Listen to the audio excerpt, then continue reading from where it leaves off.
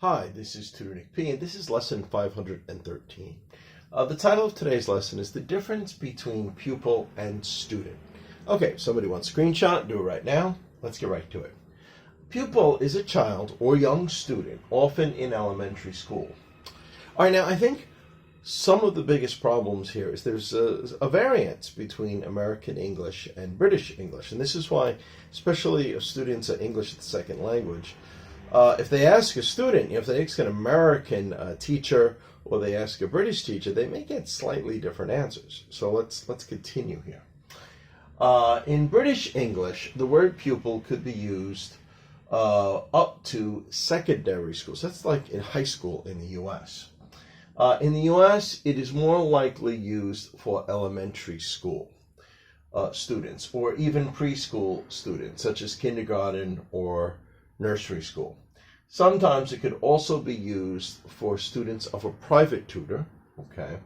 However, the younger the student is, the more likely the term pupil will be used.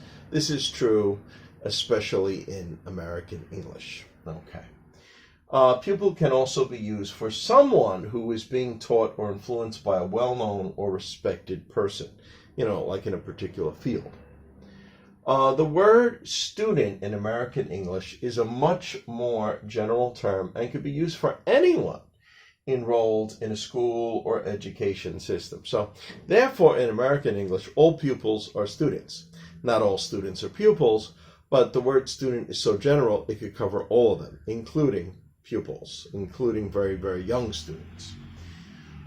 In British English, student is more commonly used for a university or college student.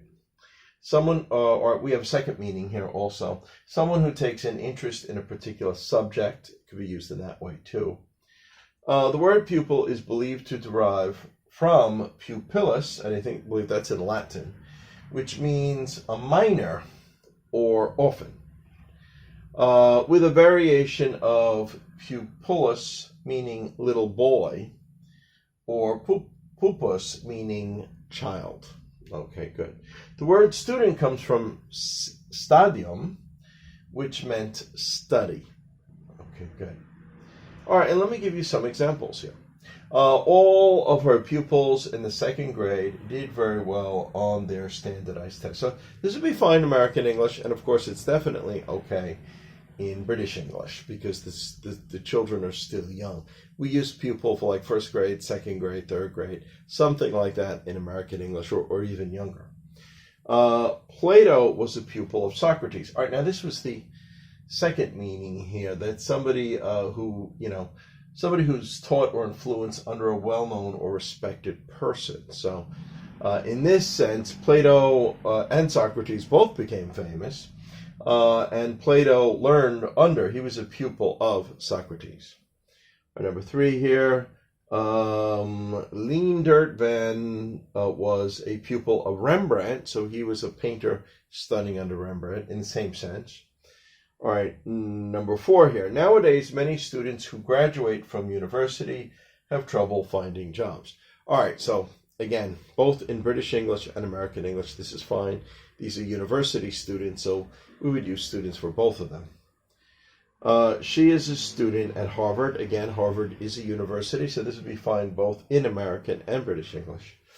Bob is a student of Chinese culture. Well, this was the last one, saying someone who takes an interest in a particular subject. So you could use it that way too for student. So again, just remember the slight difference between American English and British English. An American English student, very general, we use it for everybody, and only pupil for very, very young. The younger, the more likely. The British use pupil for most students right up to college, and then at college they tend to use student. Okay, anyway, I hope you got it. I hope it was clear. I hope you have a better understanding now of how you would use this word in either American English or British English. Thank you for your time. Bye-bye.